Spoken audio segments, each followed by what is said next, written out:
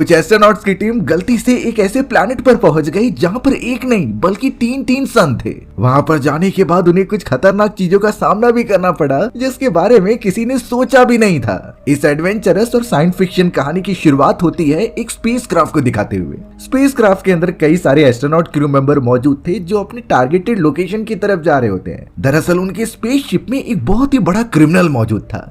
ये क्रिमिनल बहुत सारी जगहों से भाग चुका है तो उसे एक जगह से दूसरी जगह लेके जाया जा रहा है। अचानक अब उन सभी की स्पेसशिप जब एक अनजान प्लैनेट की तरफ पहुंचती है तो उनके ऊपर कई सारे एस्टेरॉइड गिरने लगे। ये एस्टेरॉइड बहुत ही ज्यादा डैमेज पहुंचा रहे थे जिससे कि स्पेसशिप के कई सारे सिस्टम काम करना ही बंद कर देते हैं। अब स्पेसशिप में इतनी ज्यादा मल फंक्शनिंग होने के कारण सारे सिस्टम डिस्ट्रॉय होते जा रहे थे। सारे एस्ट्रोनॉट्स तो अपने स्लीपिंग चैम्बर में मौजूद होते हैं ताकि वो हाइबरनेशन पर रहे, लेकिन अब उनके सिस्टम ने अलार्म बजाना स्टार्ट कर दिया था जिससे कि सभी एक एक करके उठने लगे। बेचारा स्पेसशिप का कैप्टन उठते ही मारा जाता है क्योंकि उसके ऊपर एक एस्टेरॉइड गिर गया था। वहां पर तो एकदम अफरा तफरी का माहौल हो जाता है जिसमें से एक एस्ट्रोनॉट जिसका नाम कैरोलिन था वो अपने सभी साथियों को एस्केपिंग चैम्बर में से निकाल रही थी। वहाँ ग्रेग नाम का भी उनका एक साथी जो कि नेविगेटर था वो मौजूद होता है। वो सभी ट्राई कर रहे थे कि किसी भी तरीके से स्पेसशिप को कंट्रोल किया जाए। बात ये होती है कि स्पेसशिप उस अनजान से प्लैनेट के ऑर्बिट में घूम रहा था, लेकिन एक पर्टिकुलर ऊंचाई से नीचे आने पर अब प्लैनेट की ग्रेविटी स्पेसशिप को अपने पास खींच रही थी। इनडायरेक्टली ये कहा जा सकता है कि अगर स्पेसशिप को धीमा नहीं किया गया तो वो उसकी जमीन से टकराकर ब्लास्ट हो जाएंगे। कैरोलिन और ग्रेग तुरंत ही कंट्रोल रूम में चले जाते हैं और स्पेसशिप को सॉफ्ट लैंड कराने की कोशिश करते हैं। अब इस प्रोसेस में सॉफ्ट लैंडिंग सिर्फ एक ही रीजन की वजह से हो सकती थी, वो होती है रिवर्स एक्सेलरेशन का।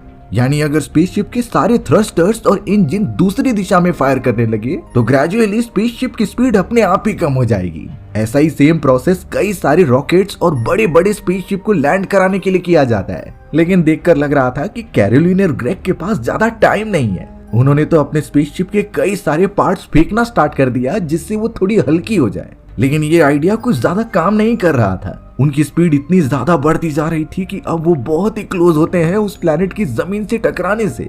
हमें तो वो क्रिमिनल भी दिखाया गया जो अभी भी स्पेसशिप में मौजूद था। अच्छी बात होती है कि उसे बेहोश रखा गया था, नहीं तो वो वापस से कहीं भाग जाता। फिलहाल कुछ देर तक इसी तरीके से सफर करने के बाद उनकी स्पेसशिप क्रैश लैंड हो जाती है। जिस प्लैनेट पर वो लैंड हुए थे वो बहुत ही अजीब था। कैरोलिन तो ग्रेग को देखने चली जाती है जिसे कि कई सारी चोटें लगी थी। अब बाकी जो सर्वाइवर्स बचे हुए होते हैं वो किसी भी तरीके से वहां से बाहर निकल रहे थे। वो क्रिमिनल जो स्पेसशिप में मौजूद होता है उसने भी वहां से भागने का रास्ता निकाल लिया था। यानी कैरोलिन की टीम को फिर से अब उस क्रिमिनल को ढूंढना पड़ेगा और उसे पकड़ना होगा।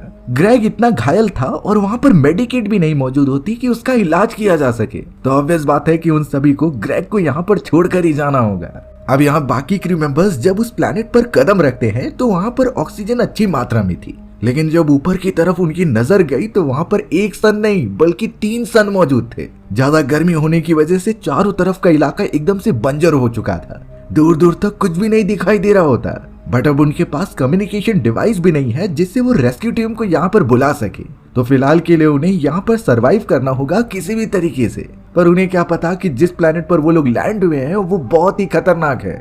आगे आने वाला समय उन सभी के लिए बहुत ही कठिन होने वाला है। कैरोलिन और बचे हुए सभी लोग अब आगे बढ़ने लगते हैं ताकि उन्हें कोई शेल्टर मिल जाए। थोड़ी ही दूरी पर उन्हें कुछ पेड़ दिखाई दे रहे थे। जब पास जाकर देखा तो पता चला कि ये सब पेड़ नहीं है बल्कि ये तो बड़े बड़े जानवरों के स्केलेटन हैं जो बहुत ही बड़े पैमाने पर वहाँ फैले हुए हैं। इन सभी से उन्हें एक अंदाजा लगाना चाहिए कि अगर जो जानवर इतने बड़े हो सकते हैं तो उन्हें मार कर खाने वाले कितने बड़े होंगे। वो सब तो प्रेडेटर्स हो सकते हैं। अब कुछ सर्वाइवर्स जब उन स्केलेटन के पास मौजूद थे तो हमें वही क्रिमिनल दिखाया गया जो उस जगह पर आराम कर रहा था। अब हमें कैरोलिन और उसके साथी दिखाए जाते हैं जो कुछ जगहों को एक्सप्लोर करके आगे बढ़ रहे थे। इनफैक्ट उन्हें तो एक बेस भी मिल गया होता है जो ऑब्वियसली किसी दूसरे इंसानों का था, यानी यहाँ पर इंसान पहले से आ चुके हैं। उस जगह पर तो पहले से बहुत सारे रिसोर्सेस मौजूद थे जो उनके काम आ सकते हैं। अब यहाँ कैरोलिन जब एक टेंट के अंदर जाती है तो उसे इस पूरे प्लैनेट और एनवायरनमेंट के बारे में पता चला। वो ये जानती है कि 3 सन होने के कारण यहाँ पर कभी भी अंधेरा ही नहीं होता, हर समय रोशनी रहती है, इसीलिए पानी की यहाँ पर एक बूंद भी पॉसिबल नहीं है। वहाँ पर तो एक स्पेसशिप भी मौजूद होती है लेकिन वो पूरी तरीके से काम नहीं कर रही थी, उसे सबसे पहले ठीक करना पड़ेगा। अब हमें दूसरी तरफ पेरिस, सारा और जैक नाम की 3 सर्वाइवर्स दिखाए जाते हैं। पेरिस तो उन्हें कह रहा था कि मुझे किसी के आने की आवाज आ रही है। वो तीनों एकदम से डर गए और देखने लगी कि बाहर की तरफ एक आदमी मौजूद है। दरअसल ये तीनों उस क्रिमिनल से डर रहे थे जो अब आजाद हो चुका है। जैसे ही दरवाजा ओपन किया गया तो सारा ने उसके ऊपर गन पॉइंट कर दी, बट बाद में पता चला कि वो तो उन्हीं की तरह एक सर्वाइवर है। अगले ही मोमेंट में किसी ने उस सर्वाइवर को मार दिया था। ये कोई और नहीं बल्कि उनका एक साथी जेक होता है जो एक्चुअल में सारा का बॉयफ्रेंड था। उसे लगा कि ये उसकी गर्लफ्रेंड के ऊपर हमला करने जा रहा है तो उसने तुरंत ही मार दिया। यहाँ पर आने के बाद से ही बहुत सारे लोगों की जाने गई हैं। जैक ने भले ही ये चीजें जाने अनजाने में की थी, बट वो एक बड़ा सा गड्ढा खोदता है ताकि उनकी बॉडी को वहां दफना सके। अब जेक ने जब एक गड्ढा ओपन किया तो उसे एक छेद दिखाई देता है। ये छेद बहुत ही स्ट्रेंज लग रहा था, इसीलिए वो नीचे उतरकर आराम से देखने लगा।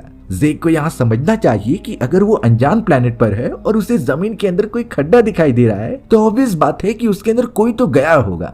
अगर छेद बड़ा है तो उसके अंदर कोई बड़ा जानवर हो सकता है। और अब अचानक उसी जानवर ने जेक को पकड़ लिया और नीचे खींचने लगा। जेक चिल्लाता रह जाता है और अंत में उसकी मृत्यु हो गई। उसकी गर्लफ्रेंड सैरा जब वहां पर पहुंची तो उस जगह पर सिर्फ उसके बॉयफ्रेंड का खून दिखाई दे रहा था।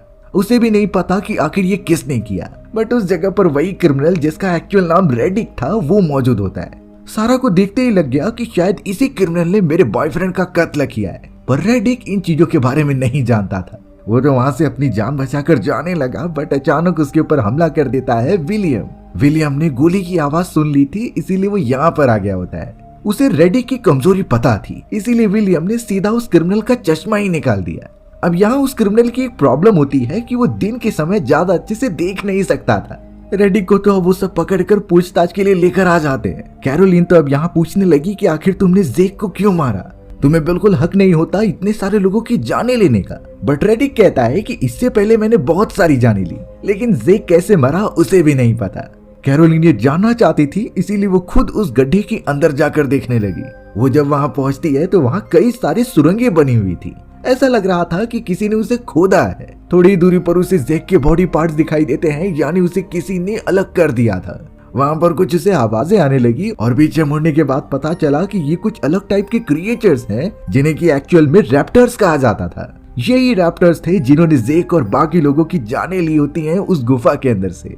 बेचारी कैरोलिन ने अपनी जान फालतू में खतरे में डाल दी और अब वो वहां से बाहर निकलने का ट्राई करती है। जल्द से जल्द उसे बाहर आना होगा, नहीं तो वो रैप्टर्स उसे भी मार देंगे। कैरोलिन अपने बाकी साथियों को चिल्लाती है जिससे कि वो चौकन्ना हो गए और उसे बाहर खींचने लगे। पर कैरोलिन की बॉडी से जो रस्सी लगी हुई थी उसे वो रैप्टर्स खींचने लगी और वो सीधा अंदर जाने लगी होती है। सही समय पर बाकी साथियों ने वो रस्सी काट दी जिससे कैरोलिन को बचा लिया जाता है, नहीं तो अब तक कैरोलिन भी उन सब का खाना बन चुकी होती।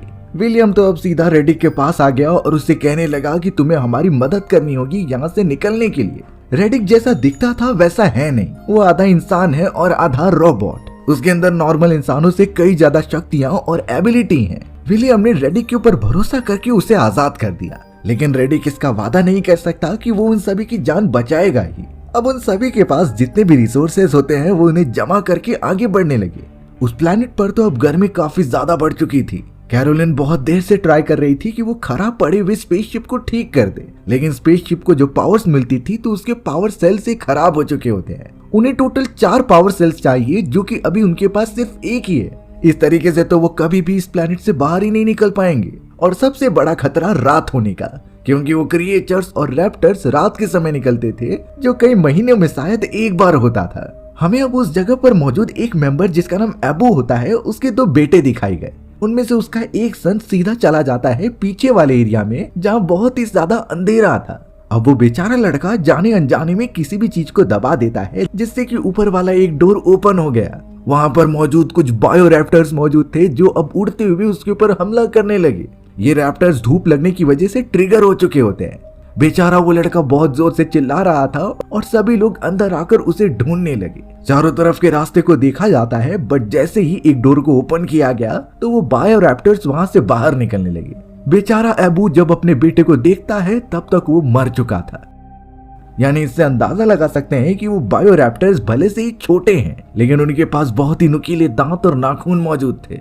एबू बहुत ज्यादा निराश होकर अपने बेटे को दफन कर देता है। रेडिक भी अब भागने की कोशिश नहीं कर रहा था। वो कैरोलिन और विलियम के साथ उस चैम्बर में जाता है और वहां के बेसमेंट को चेक करता है। उस बेसमेंट के अंदर कई सारे इंसानों और जानवरों के स्केलेटन्स मौजूद थे। यानी ये बात साफ है कि अंधेरे के समय रैप्टर्स यहाँ रहते हैं और ऑब्वियस बात थी कि अपना पकड़ा गया शिकार यहीं लाकर जमा करते थे। यहाँ सारा को भी समझ में आ जाता है कि रेडिक ने जेक को मारा नहीं था, वो उसके ऊपर बेफालतू का शक कर रही थी। लेकिन रेडिक को इन चीजों से फर्क नहीं पड़ता, उसे सिर्फ इन लोगों से दूर जाना है और अपनी आराम से जिंदगी गुजारनी है। बट प्रॉब्लम की बात ये हो गई थी कि उन सभी को यहाँ से रात होने से पहले निकलना होगा। अंधेरा होते ही सारे क्रिएचर्स जो जमीन के अंदर मौजूद है वो बाहर निकल जाएंगे। रेडिक ने तो कैरोलिन और बाकी लोगों को ये इन्फॉर्मेशन प्रोवाइड की थी कि एक महीने में एक समय ऐसा आता है जहां पर ये सभी प्लैनेटरी सिस्टम एक ऐसी पोजीशन बनाते थे जिसकी वजह से इस प्लैनेट पर चारों तरफ कुछ हफ्तों के लिए अंधेरा हो जाता, और अंधेरा होगा तो मतलब वो सारे क्रिएचर्स और रैप्टर्स बाहर आएंगे। तो ऑब्वियस बात थी कि उन्हें अंधेरा होने से पहले यहाँ से निकलना है। रेडिक तो यहाँ पर पूरी तैयारी कर चुका था और जब कैरोलिन उससे कुछ बातें करती है तो उसने बताया कि विलियम जिसके ऊपर तुम भरोसा कर रही हो वो कोई पुलिस ऑफिसर या फिर एस्ट्रोनॉट नहीं है, वो तो एक ड्रग एडिक्ट इंसान है जो यहाँ सरवाइव करके आया था और मुझे पकड़कर गवर्नमेंट के हवाले करके इनाम के पैसे लेना चाहता है। कैरोलिन को इन चीजों के बारे में जब पता चला तो वो विलियम को जाकर काफी बुरा भला बोलने लगी, लेकिन विलियम ने कहा कि वो अपनी देखरेख कर सकता है। यहाँ पर वो कैरोलिन के भरोसे बिल्कुल भी नहीं आया। अब उन सभी के पास एक टास्क था कि किसी भी तरीके से स्पेसशिप के अंदर वो पावर सेल्स इंक्लूड करे और यहाँ से चले जाएं। पर फिलहाल उनके पास कोई पावर सेल्स ना होने के कारण वो एक बग्गी को ठीक करते हैं और वहाँ से कुछ दूरी पर जाने के लिए निकल जाते हैं। जितने भी रिसोर्सेस उनके साथ थे वो इनफ नहीं है, पर फिलहाल उन्हें अपनी जान बचाने पर फोकस करना होगा।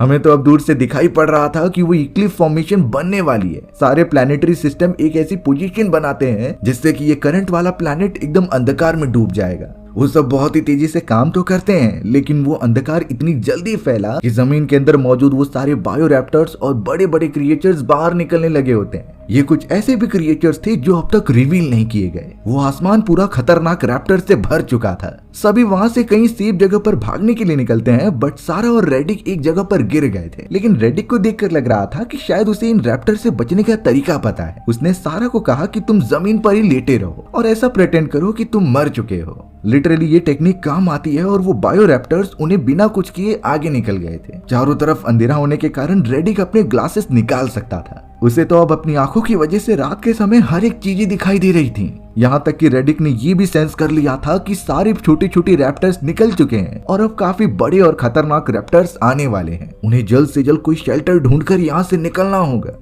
सभी लोग भागते हुए एक शेल्टर के अंदर पहुंच भी गए थे, बट बाहर की तरफ से कई सारे बायोरैप्टर्स की आवाजें आती हैं जो शायद एक तरीके से उन्हें काटने के लिए दौड़ रही थी। इस मोमेंट पर कैरोलिन और बाकी साथियों को इतना तो समझ गया था कि इन रैप्टर्स की आंखें नहीं होती, ये हम सबकी बॉडी मूवमेंट्स और आवाजों को ही देखकर पहचानते हैं। लेकिन आवाजें इतनी ज्यादा थी कि पेरिस नाम का वो आदमी तो बाहर जाना चाहता था, बट इन चीजों का उन लोगों को फायदा उठाना चाहिए। अगर इन्हें पता है कि एक हफ्ते तक ये अंधकार मिटेगा नहीं, तो उन्हें उस जगह की कोने वाली जगह पर चले जाना चाहिए बिना कुछ आवाज किए। जो भी कंटेनर या फिर बॉक्सेस दिखते हैं उसके अंदर घुस जाएं और बिना कोई आवाज किए वहां पर पड़े रहें। जितने भी उनके पास रिसोर्सेस हैं वो उस समय पर यूज कर सकते हैं, पर कहते हैं कि बिना कुछ एक्शन और थ्रिलर की कहानी खत्म नहीं होती। तो इसीलिए अब वो सब और भी ज्यादा पैनिक होने लगे और डरने लगे। सभी को लग रहा था कि वो जब तक इस जगह पर मौजूद हैं सेफ रहेंगे। अब रेडिक भी यहाँ पर उन सभी की मदद करता है एक दूसरे कंटेनर में लेकर जाने के लिए, और उसने वहाँ के दरवाजे में एक छेद बना दिया था। सभी लोग वहाँ पर चले तो जाते हैं, पर रेडिक को किसी के प्रेजेंस का एहसास हो रहा था। ऑब्वियस बात है कि रेडिक की आंखें वो देख सकती हैं जो एक नॉर्मल इंसान कभी नहीं नोटिस कर सकता। रेडिक ने देखा कि उस जगह पर कुछ बायोरैप्टर्स अभी भी मौजूद हैं जो कि हमला करने के फिराक में हैं। सिर्फ उन्हें कुछ मूवमेंट को डिटेक्ट करना है तो वो उन्हें पकड़कर मार देंगे। अब रेडिक के साथ एबू का एक दूसरा बेटा भी मौजूद था। रेडिक ने उस लड़के को साफ कह दिया कि तुम्हें एकदम स्टिल रहना है, तुम अगर जरा सा भी मूव होगे तो मारे जाओगे। अब वो बायोरैप्टर इन्हीं चीजों को सेंस कर रहा था, जिसे देखकर वो छोटा लड़का काफी डर गया। वो तो अपनी जान बचाकर वहां से भागने लगा होता है, बट उसके मूवमेंट की आवाज सुनकर वहां कई और रैप्टर्स भी आ जाते हैं जिन्होंने उस लड़के को पकड़कर मार ही दिया। बेचारा एबू के दोनों ही लड़के मारे जा चुके हैं। अब इन चीजों में रेडिक क्या करे, क्योंकि उसने पहले ही कहा था कि वो सबको बचाने की जिम्मेदारी नहीं ले सकता। बाकी लोग भी काफी पैनिक होने लगे क्योंकि उन्हें पता चल गया है कि यहाँ रैप्टर्स हैं। रेडिक भी अब यहाँ उन सभी की मदद करने के लिए कंटेनर में जाने लगा। रेडिक तो अब भागता हुआ सीधा अपने उस चेंबर में जाने लगा जहाँ बाकी सभी लोग बैठे हुए थे। रेडिक को पता होता है कि उसके अलावा ये सभी लोग सरवाइव कर ही नहीं पाएंगे, लेकिन जैसे ही रेडिक उस चेंबर के पास गया तो कैरोलिन और बाकी सभी लोग फ्लैश लाइट मारने लगे। ये फ्लैश सीधा रेडिक की आंखों पे चली जाती है और ये क्लियर था कि रेडिक को रोशनी से बहुत ही ज्यादा दर्द होता है। वो एकदम से चिल्लाने लगा और नीचे गिर गया। लेकिन अच्छी बात होती है कि रेडिक के पीछे वो बायोरैप्टर भी था। उसके बॉडी पर भी जब भी रोशनी पड़ रही थी तो वो भी एकदम तड़पने लगा। वो बायोरैप्टर डर कर वहाँ से भाग जाता है। रेडिक को किसी भी तरीके से उस चेंबर में इंटर करा लिया गया। आवाज होने पर रैप्टर्स यहाँ अट्रैक्ट हो सकते हैं, इसीलिए उन्होंने वो चेंबर भी बंद करने का डिसाइड किया। पर इस पूरे प्रोसेस में कैरोलिन, विलियम और पेरिस ये नोटिस कर पाते हैं कि फ्लैश लाइट या फिर रोशनी मारने से वो क्रिएचर की बॉडी जलने लगती थी। ऐसा ही सेम एग्जांपल उन्होंने अभी अपने आंखों के सामने देखा। यानी ये चीज क्लियर है कि भले ही उनके पास वेपन्स कितने सारे हों, लेकिन फ्लैश लाइट या फिर रोशनी इन क्रिएचर्स का सबसे बड़ी कमजोरी है और उसी के हिसाब से उन सभी को आगे बढ़ना चाहिए। सभी अब चैम्बर में बैठकर यही डिसाइड कर रहे थे कि सबसे बेस्ट वे क्या होगा यहाँ से निकलने का। अब तो उन्हें उन क्रिएचर्स के बारे में कमजोरी भी पता चल चुकी है। तो कैरोलिन का मानना था कि हमें यहाँ पर वेट नहीं करना चाहिए, हमें जल्द से जल्द और भी ज्यादा पावर सेल्स जमा करके उस स्पेसशिप को चालू करना होगा और यहाँ से निकलना होगा। हमारे पास तो अब रोशनी भी है जिससे हम उन क्रिएचर्स को मार सकते हैं। लेकिन विलियम इसके अगेंस्ट होता है। उसने कहा कि हमें इक्लिप्स के खत्म होने का वेट करना चाहिए ताकि चारों तरफ रोशनी हो जाए। अंधेरे में इतने सारे क्रिएचर्स और बायोरैप्टर्स हमें खत्म नहीं कर देंगे। लेकिन एबू यहाँ कैरोलिन की बातें मान रहा था। उसे कैरोलिन का प्लान ही सबसे बेस्ट लगता है, क्योंकि अगर वो इक्लिप्स के खत्म होने का वेट करेंगे तो ऐसे कई हफ्ते बीत जाएंगे। उनके पास ऑब्वियसली उतने दिन तक सरवाइव करने के रिसोर्सेस नहीं मौजूद हैं। विलियम इस बात से गुस्सा हो गया कि सभी उसकी ये प्लान एकदम से नकार रहे हैं। उसे तो अपनी बेइज्जती महसूस होने लगी। वो कुछ वेपन उठाता है और शायद कैरोलिन की तरफ बढ़ता है, बट रेडिक ने उसे तुरंत ही रोक लिया था, क्योंकि उसके होते हुए कोई एक दूसरे को मार तो नहीं सकता। वो उन सभी में से सबसे ज्यादा ताकतवर है। अब ये सिंपली डिसाइड किया जाता है कि वो कैरोलिन के प्लान को फॉलो करेंगे। सबसे पहले वो सब धीरे धीरे आगे बढ़ने लगे, जहाँ एकदम फ्रंट लाइन में रेडिक खड़ा होता है। उसे अंधेरे में बड़े अच्छी तरीके से दिखाई देता था, तो वो उन्हें गाइड करेगा कि कब बायोरैप्टर्स उन पर हमला कर रहे हैं। धीरे धीरे आगे बढ़ने के बाद जब रेडिक ने देखा कि सामने की तरफ एक बड़ा सा बायोरैप्टर है, तो वो सभी को नीचे बैठ जाने के लिए कहता है। वो बायोरैप्टर उन्हें बिना कुछ किए दूर उड़ गया था। शायद उसे कुछ आवाज नहीं आई होगी या फिर वो डिटेक्ट नहीं कर पाया होगा। इन चीजों के बाद कैरोलिन और ऑलमोस्ट हर एक मेंबर को ये पता चल चुका होता है कि रेडिक के ऊपर भरोसा कर सकते हैं। वो हमारी जान बचाने के लिए अपनी जान खतरे में डाल रहा है। अब वहां से निकलने के बाद सभी पहुंच जाते हैं दूसरे वाले चैम्बर में, जहां पर पावर सेल्स मौजूद थे। वो उन्हीं सारे पावर सेल्स का यूज करके कई सारी रोशनी पैदा कर सकते हैं। सभी लोग अपना कंट्रीब्यूशन दे रहे थे उस पूरे मैकेनिज्म को क्रिएट करने के लिए, जिससे वो एक लंबा सफर तय कर सके और उनके ऊपर कोई बायोरैप्टर्स हमला भी ना करे। वो तो अलग अलग पावर सेल्स का यूज करके एक ग्लोइंग पाइप सा बना देते हैं। ये पाइप्स नियॉन कलर की रोशनी पैदा कर रही थी, जो बहुत ही ज्यादा ब्राइट होती हैं। यानी ये बात क्लियर थी कि कोई भी बड़े से बड़ा रैप्टर भी उनके पास नहीं आएगा। सभी के हाथ में टॉर्च भी होती है जो मुसीबत के काम में आएगी। और अब तुरंत ही सभी फॉर्मेशन बनाकर उस रोशनी वाले सिस्टम को लेकर आगे बढ़ने लगे होते हैं। वो सब धीरे धीरे आगे बढ़ने लगे थे और अब तक तो उनके ऊपर किसी रैप्टर ने हमला तो नहीं किया था, लेकिन इसका मतलब ये नहीं कि वहाँ रैप्टर्स मौजूद नहीं है। रेडिक जब अपनी नाइट विजन आंखों से देखता है तो वहाँ चारों तरफ बड़े बड़े और खतरनाक रैप्टर्स थे। सिर्फ उन सभी लोगों ने अच्छी तरीके से रोशनी जनरेट की थी तो वो उसके पास नहीं आ रहे थे, वरना एक मौका मिलने पर वो सभी को खत्म करने की ताकत रखते हैं। अब धीरे धीरे इसी तरीके से आगे बढ़ा जा रहा था और उन्हें पहुंचना होगा दूसरे चैम्बर में, जहां ऑलमोस्ट बहुत सारे पावर सेल्स रखे गए हैं और उस जगह पर स्पेसशिप भी मौजूद है। अगर वो सही समय पे वहां पहुंच के पावर सेल्स को इंक्लूड कर देंगे तो स्पेसशिप के अंदर बैठकर इस प्लैनेट से दूर जा सकते हैं। पर प्रॉब्लम ये थी कि वो वहां पहुंचेंगे कैसे। अचानक पेरिस ने नोटिस किया कि उनकी रोशनी की पावर एकदम कमजोर हो रही है, यानी पावर सेल्स कुछ समय के अंदर ही बंद हो जाएंगे। कैरोलिन बताने लगी कि हमारे पास जो टॉर्च मौजूद है उसे हम थोड़ी देर के लिए यूज कर सकते हैं। अब पेरिस यहाँ पर जैसे ही टॉर्च को उठाने के लिए गया तभी वो टॉर्च नीचे गिर जाती है। जैक ने जब ये देखा तो उसे अहमियत तो पता थी कि एक रोशनी की कितनी ज्यादा वैल्यू है, तब वो तुरंत ही मेन फॉर्मेशन को तोड़कर उस टॉर्च को लेने चला जाता है। पर उसे बिल्कुल अंदाजा नहीं था कि एक रैप्टर उसके ऊपर ही ध्यान रख रहा है। उसने तुरंत ही जैक के ऊपर हमला करने का ट्राई किया। अचानक उस जगह पर एबू आ गया, जिसने कि जैक को तुरंत ही बचाकर पीछे खींच लिया होता है, नहीं तो अब तक जैक की जान ही चली जाती। एबू को इस बात का बहुत बुरा था कि उसके दोनों बेटे मारे गए, लेकिन वो किसी और के बेटे को मरने नहीं दे सकता था। वो बड़ा सा रैप्टर उनके ऊपर से उड़ रहा होता है और बाकी सभी लोग उस पर शूट करते हैं, खास करके विलियम, जिसका निशाना बहुत ही तेज था। पेरिस तो इन चीजों की वजह से बहुत ही ज्यादा डरने लगा और वो तो एक टॉर्च लाइट लेकर वहां से भागने की फिराक में होता है। सभी पेरिस को रोक रहे थे क्योंकि उसके बॉडी से जो वायर जुड़ी हुई थी वो मेन पावर सेल से कनेक्टेड होती है। अगर वो उनसे दूर जाएगा तो पावर सेल का कनेक्शन टूट सकता था, बट पेरिस किसी की भी बात नहीं मानता और सीधा दूर चला जाता है। उन लोगों ने जो मैकेनिज्म बनाया था जिससे पावर सेल से सारी एनर्जी लेकर वो रोशनी निकल रही थी, वो सब की सब थोड़ी ही देर के अंदर बंद हो जाती है। जिनके पास जो जो रोशनी वाले डिवाइसेस थे सभी वो ऑन कर दे रहे होते हैं, क्योंकि ऑब्वियस बात थी कि क्रिएचर्स उन पर हमला कर सकते हैं कभी भी। रेडिक पेरिस की मदद कर सकता था, लेकिन वो मेजरमेंट बना लेता है कि अब पेरिस को कोई नहीं बचा सकता। पेरिस के पास एक लाइटर होता है जिसे कि जब उसने ऑन किया तो उसके चारों तरफ वही रैप्टर्स मौजूद थे, यानी वो उसके रोशनी जाने का वेट कर रहे होते हैं। भले ही चारों तरफ अंधेरा है लेकिन आसपास रैप्टर्स मौजूद रहेंगे। रेडिक ने देखा कि थोड़ी ही देर में पेरिस का वो लाइटर भी बंद हो जाता है और एक एक करके सभी रैप्टर्स ने उस पर हमला कर दिया था। पेरिस बेचारा चिल्लाते ही रहता है लेकिन उसकी मदद करने कोई भी नहीं आया। इनफैक्ट सभी ने उसे रोकने की कोशिश भी की थी, बट पेरिस उस समय बहुत ज्यादा पैनिक हो चुका था। बेचारे ने पैनिकिंग की वजह से अपनी लाइफ ही गंवा दी। अब रेडिक और बाकी सभी लोग जो बचे हुए थे वो अब काफी डरने लगे। प्रॉब्लम की बात तब हो गई जब रेडिक बताता है कि हम सब कहीं गुम हो चुके हैं। दरअसल रेडिक ने यहाँ आने से पहले एक लकीर बनाई थी जो जमीन के ऊपर होती है, लेकिन इतनी ज्यादा हड़बड़ी के कारण वो लकीरें भी मिट गई हैं। यानी अगर उन्हें वापस जाना हो तो भी वो नहीं जा सकते। अब उन्हें लगातार आगे ही बढ़ना होगा। रेडिक ने एक बात नोटिस की कि जैक के बॉडी में से अब खून निकल रहा है और ये सारे बायोरैप्टर्स को खून की सुगंध आती थी, इससे ही वो हमारा पीछा करते थे। इनफैक्ट रेडिक ने तो एक बड़ा स्टेटमेंट दे दिया कि जैक कोई लड़का नहीं बल्कि एक लड़की है जो इतने समय से लड़का बनने की कोशिश कर रही थी। जैक एकदम से बहुत ही बुरा फील करने लगी, जिसे कि जाकर कैरोलिन संभालती है। जैक फीमेल है तो क्या हुआ, वो भी एक इंसान है और उसका भी हक बनता है जिंदा रहने का। कैरोलिन को ऐसी कंडीशन बिल्कुल भी सही नहीं जा रही थी, इसीलिए उसने विलियम से कहा कि हम वापस चलते हैं अपने पुराने अड्डे पे। लेकिन विलियम ऑब्वियसली गुस्सा होने ही वाला था, क्योंकि जब उसने पहली बार बुला होता है तो उसका साथ कोई भी नहीं दे रहा था। अब तो उन्हें जो चाहे हो जाए आगे बढ़ना ही होगा। विलियम थोड़ा सा रूड हो गया था कैरोलिन के प्रति, लेकिन एबू वहाँ पर होता है उसके प्रोटेक्शन के लिए। ये समय लड़ने झगड़ने का बिल्कुल नहीं है, रेडिक ने उन्हें समझाया। इसीलिए अब ज्यादा ना सोचते हुए उन्हें उस दूसरे चैम्बर के पास पहुंचना होगा जहाँ बहुत सारे पावर सेल्स और स्पेसशिप मौजूद है।